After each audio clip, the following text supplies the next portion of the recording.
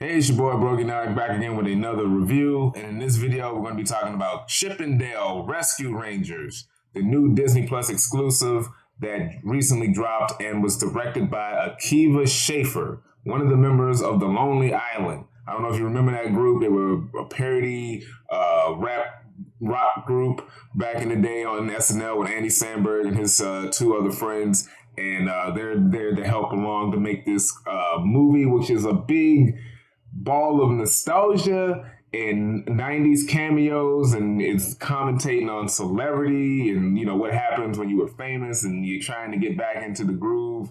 A lot of fun things on reboots and all that. There's a lot of funny stuff that's going on in this movie. So this will be my non-spoiler review for the Chip and Dale Rescue Rangers Disney Plus movie, but there will be some spoilers towards the end of the film where I'll talk about some of the most surprising cameos and appearances that happened in this movie. Some really funny stuff. Some of it you probably already seen, like the ugly Sonic stuff, but there's some other stuff that happened in this film that I was surprised by. So that's going to be in the time code and the spoiler section if you just want to skip to that. I remember when it was announced, probably 2.5, maybe 3 years ago, Andy Samberg and John Mulaney, they're doing Chip and Dale Rescue Rangers, and I'm like, I was thinking it was going to be just some BS like the Alvin and the Chipmunks movies, and it's a little more than that. This is a very meta comedy that focuses on the characters Chip and Dale, and they're treated like they were real people. They,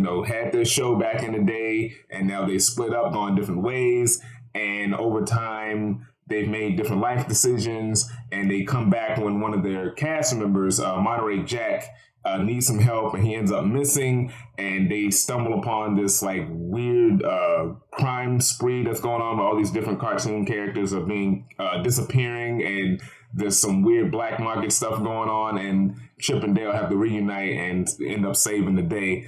And that's the general synopsis of this film. This movie is very similar in a way, or very inspired by the Who Framed Roger Rabbit. You ever seen Who Framed Roger Rabbit? This movie has a lot of those vibes where it's like going behind the scenes of the cartoon shows, like the cartoon characters are real people and they're living their lives, and the interplays of trying to be famous and dealing with friendships and what happens when your show is falling off and you're still trying to be in the spotlight and hitting the different Comic-Con circuits and all of that. That is what Dale is doing. He's still living as an actor, and he's hitting the Comic-Con circuits and posting for his fans, and he's he would want to be a bigger star than what he actually is, but he knows he's going to get there one day. And he's also got his new CGI surgery. It's great. I love all of that. Andy Samberg does a great job as Dale, the goofier one.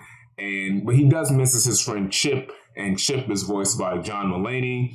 And he's now gotten out of acting, and he's like a top insurance salesman, but he's lonely. He's got a dog. He's living a very mundane life.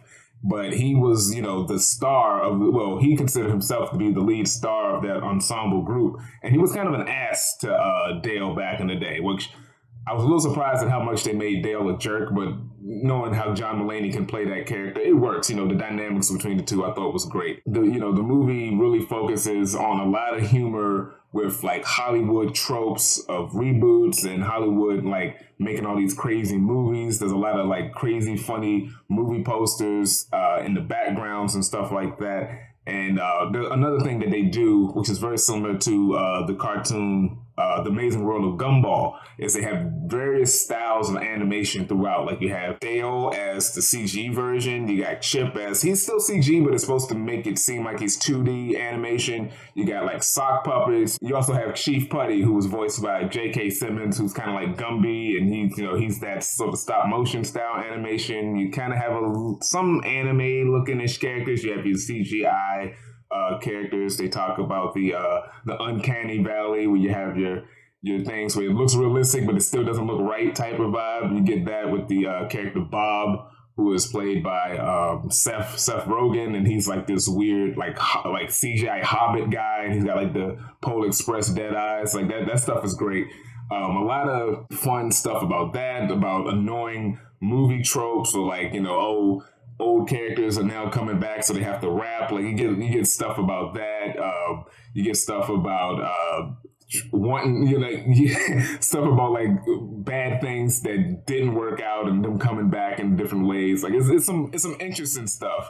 The main antagonist is Sweet Pete, who is voiced by Will Arnett, who is basically Peter Pan from the Disney movies, and he's older now, and he feels upset that his career didn't go the way he thought it would once he got older, and he wasn't the cute teenage or the cute kid anymore, so he couldn't transition out of that, and he's like started this new business where he's taking a lot of unused products and remaking them into usable products. Like he has some old like movie toys that didn't sell, and now he's turned them into porta potties, stuff like that. And he's a grimy businessman. And like the movie is PG, it's for kids, so it's a mystery, but the mystery isn't that involved. It's a very weak mystery, but like that doesn't hinder the fun of the film. So don't go into this thinking you're going to get some crazy mystery and a lot of twists and turns. Like the movie even makes fun of like there's not really that many twists and turns. It's very formulaic. And the thing is, like, if it ain't broke, don't fix it. So it's understandable why they did all of that. But it didn't, like I said, does not hinder the film. We also have the character of Ellie, who's the one of, like, she's like the main human you see in this movie. She's played by Kiki Lane, who it was bugging me when I saw her. I was like, I know I've seen her in something. And by the time they showed her name at the end credits, I knew immediately what I saw her in. She was in Coming to America 2. And she was in The Old Guard on Netflix. So I like that actress, and she does a good job in this as the detective who's like a super fan of Chip and Dale, and she really hits it off with Dale more so than Chip, because Chip, he kind of wants to get away from all of that stuff, but he's keeping that deep inside.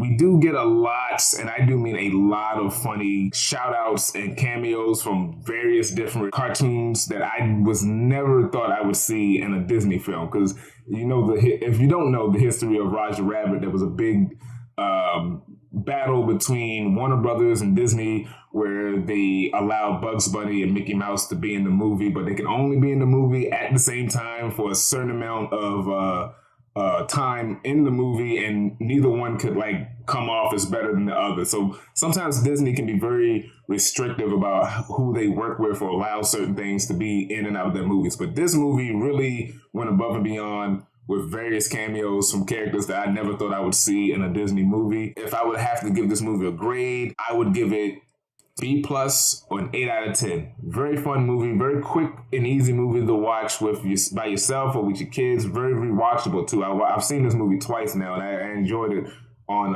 both occasions. And yeah, it's a fun film. So go check it out.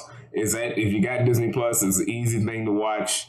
Enjoy yourself. So that's all I have to say for non-spoilers. And now I'm going to get into some spoilers on various things that popped up that I was not expecting or that's really made me laugh. So stay tuned for that. So here's some crazy and fun cameos and jokes that popped up that really got me. Ugly Sonic, that was spoiled for me the day I woke. What was that? It dropped, Thursday or Friday. I hopped on Twitter. Ugly Sonic was all over the place. Hilarious. Was not expecting to see the original Ugly Sonic design that was supposed to be in the live action movie to come in here as like a separate character, and he's like on the circuit like making money, and people are laughing at him, and he's like, oh, I'm gonna be big one day. Like I the internet got afraid of me because of my human teeth, but I'm coming back. Like that stuff was hilarious. I loved all of those jokes when he popped up. He was in it a lot more than I thought he was gonna be. I thought it was gonna be like one scene, but he comes back like at least 3 times. That was great. Tigra from Avengers United They Stand. That surprised the hell out of me because that is such a random, like no one really thinks about that cartoon all that much. It was like the Avengers cartoon from the 90s, when Marvel was hitting all cylinders on their cartoons. That was like sort of like the worst one. And so the fact that one character, and it's Tigra of all the characters to be the one, I guess all the others are more famous now because of the Marvel movies, but her being there and being from that specific cartoon I thought was hilarious. There's a moment where Chip is at home and he opens up his freezer to get some food, and he has some frozen food, and it says Frozone food from Incredibles. That's hilarious. And then there was another box in the refrigerator that said it was Foghorn Leghorn from the Looney Tunes, and it was like Foghorn Leghorn Tyson's Chicken. Hilarious. That cracked me up. That got me. That one got me when I noticed that was Foghorn Leghorn on a box of Tyson chicken. That's crazy. Batman versus E.T. That was hilarious. And I thought it was just gonna be the poster, but then when they showed a clip of like E.T. dying, and he's like, "I forgive you," and Batman's just like, "That's fine," or something like that. Like that cracked me up. That was funny. There was a poster of Meryl Streep as Mr. Doubtfire. That could totally happen. Then we see like some of the cats from the live action Cats movie fighting in the alley. I forgot that was in the trailer, but when it popped up in the movie, that was hilarious.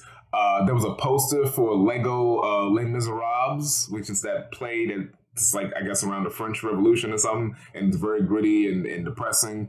And a Lego version of that is just hilarious. The biggest surprising cameo for me was we saw Randy Marsh, Stan's dad from South Park. He was hanging out in a Turkish bath. I never in a million years would I have thought a Disney property would even bother touching South Park. So that surprised the hell out of me.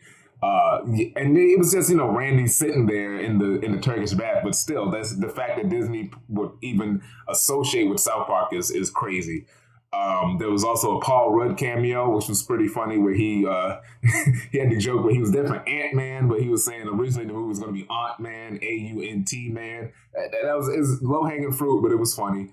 We got a little bit of He-Man and Skeletor at the Comic-Con, sitting together signing stuff. That was fun, like the original He-Man and Skeletor. I don't know if they were voiced by the originals, but it was definitely the original Funimation designs. That was nice. And towards the end, we get the Rescue Rangers rebooted movie with Vin Diesel. That's, once again, low-hanging fruit, but that's exactly what would happen. If the Rescue Rangers were real, they would definitely be in Fast 10 or Fast 11, whatever the hell they're doing. So those were some of those cameo bits that were funny. And like I said, there was other like little pieces, the whole thing with the pieces of the cartoon characters being taken away. I'm not gonna name all of them, but they were there. I like the monster at the end with the Transformers leg and the Wreck-It Ralph arm and the Woody leg. Like that stuff was funny. But yeah, like I said, overall, really good film. Let me know what was some of your favorite jokes or Easter eggs that popped up in the Chip and Dale Rescue Rangers movie. So that's pretty much all I have to say about the film. Definitely watch it. It's worth your time. Go check it out and stay tuned for more videos. Peace.